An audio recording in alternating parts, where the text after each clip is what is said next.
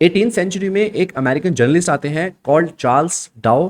तो he was very much interested into financial markets. तो he gave the very first systematic framework to analyse the financial markets. तो Charles Dow ने हमें जो modern day price action हम study करते हैं उसकी फाउंडेशन रखी, उसकी फाउंडेशन सेट की। उन्होंने हमें 6 प्रिंसिपल्स दिए। तो उन्होंने सबसे पहले क्या बताया, उन्होंने बोला कि मार्केट डिस्काउंट्स एवरीथिंग। तो उनका मानना था कि जो भी इवेंट्स हमारे ग्लोबली हो रहे हैं या हमारे इंटरनल हो रहे हैं, so everything is discounted in the price. वो प्राइस ऑलरेडी उसको दिखा रहा है एंड जो भी इवेंट हमारा मार्केट एंटिसिपेट कर रहा है, जो भी हुआ नहीं है, जो होने वाला है, वो भी हमारे प्राइस में ऑलरेडी फैक्टर हो जाता है। So according to him market is a future telling mechanism. वो फ्यूचर फोरकास्ट पे मूव करती है। जो भी इवेंट होने वाला है, market will already start factoring that event in the price. तो ये उनका मानना था। That is why he said price या मार्केट डिस्काउंट्स एवरीथिंग।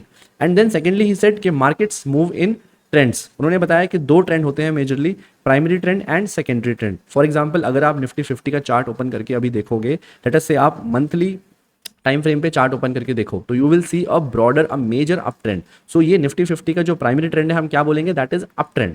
बट अगर आप सेकेंडरी ट्रेंड देखोगे, लेट अस से आप वीकली चार्ट ओपन करते हो या डेली चार्ट ओपन करते हो, तो आपको उसमें ड्रॉ डाउन दिखाई देगा या रिट्रेसमेंट्स दिखाई देंगी। तो that is called the secondary trend. इसको उन्होंने सेकेंडरी ट्रेंड बताया। तो एक मेजर प्राइमरी ट्रेंड में बहुत सारे सेकेंडरी ट्रेंड हो सकते हैं, राइट।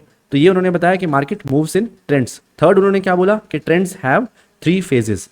उन्होंने बोला कि एक्यूमुलेशन फेज आता है, पार्टिसिपेशन फेज आता है एंड देन डिस्ट्रीब्यूशन फेज आता है। एक्यूमुलेशन फेज क्या होता है, जिसमें इंस्टीट्यूशंस अपने ऑर्डर्स को बाय करते हैं। जब भी उनको कोई स्टॉक लेना होता है, उनके जो ऑर्डर्स होते हैं वो बहुत बड़े होते हैं, हजारों करोड़ों के होते हैं। सो उसको over a period of days या वीक्स उसको धीरे धीरे करके वो परचेज करते हैं and that phase is called accumulation. वो धीरे धीरे क्यों बाय करते हैं, क्योंकि अगर वो एक साथ सारा ऑर्डर बाय ऑर्डर पंच करने चले जाएंगे तो उस स्टॉक के प्राइस काफ़ी ज़्यादा शूट कर जाएंगे and they won't be able to get the price that they are looking for, क्योंकि वो फंडामेंटल एनालिसिस करके उस स्टॉक को परचेज कर रहे हैं। तो they have a value range. उन्होंने एनालिसिस करके एक वैल्यू रेंज डिसाइड की है, जिस वैल्यू के अंदर उनको उस स्टॉक की बाइंग करनी है। That is why they divide their buy orders over a period of days और इन सम केसेस वीक्स, अगर उनके बड़े बड़े ऑर्डर्स हैं तो ये होता है accumulation phase.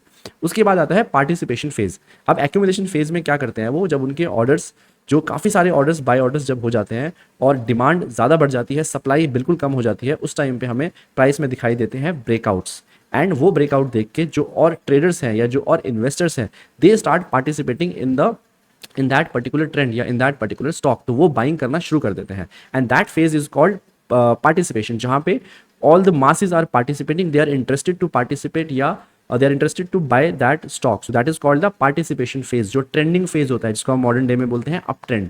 And then third phase is the distribution phase. Distribution phase में इंस्टीट्यूशंस क्या करते हैं, they sell that particular stock. So उनको फील होता है कि वो पर्टिकुलर स्टॉक ओवर वैल्यूड है and then they will start selling. So distribution में they will sell that to the retail investors या individual investors. So these are the 3 phases जो Charles Dow ने बोला था कि market trend has 3 phases and then trend remains in effect until it shows reversal signs. So according to him, अगर एक बार trend start हो जाता है तो that trend remains in effect until we see the signs of reversal. अब reversal science देखने के बहुत सारे तरीके हैं। हम उसको कैंडलस्टिक पैटर्न से देख सकते हैं, हम उसको प्राइस एक्शन से देख सकते हैं, हम उसे वॉल्यूम की हेल्प से पता लगा सकते हैं, हम उसे इंडिकेटर्स और टूल्स की हेल्प से देख के पता लगा सकते हैं, जिसके बारे में हम बात करेंगे जब हम डिटेल में इसके अंदर जाएंगे, फर्दर एक लेवल और डीप में जाके बात करेंगे। बट उन्होंने बोला था अगर कोई ट्रेंड अप ट्रेंड में है कोई स्टॉक, तो it will remain in up trend until we see the signs of reversal. Same goes for the down trend as well, कि अगर डाउन ट्रेंड चल रहा है तो वो डाउन ट्रेंड तब तक चलता रहेगा until we see signs of reversal. Then उन्होंने 5th पॉइंट बताया कि volume confirms the trend.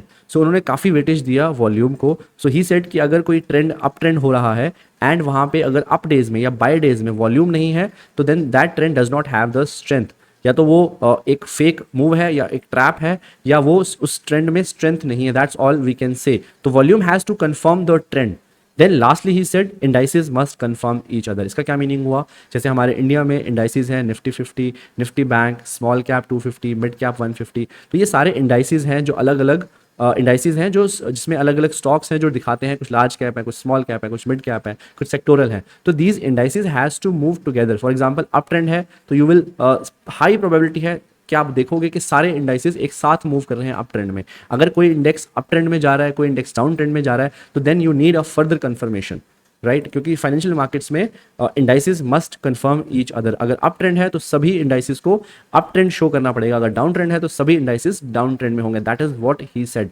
And ये जो 6 प्रिंसिपल्स हैं ये डाउ थ्योरी के प्रिंसिपल्स हैं जो चार्ल्स डाउ ने दिए थे, who was an American journalist. He was very much interested to study financial markets. 18th century में इन्होंने दिए थे और ये हमारी मॉडर्न डे प्राइस एक्शन की फाउंडेशन को रखते हैं।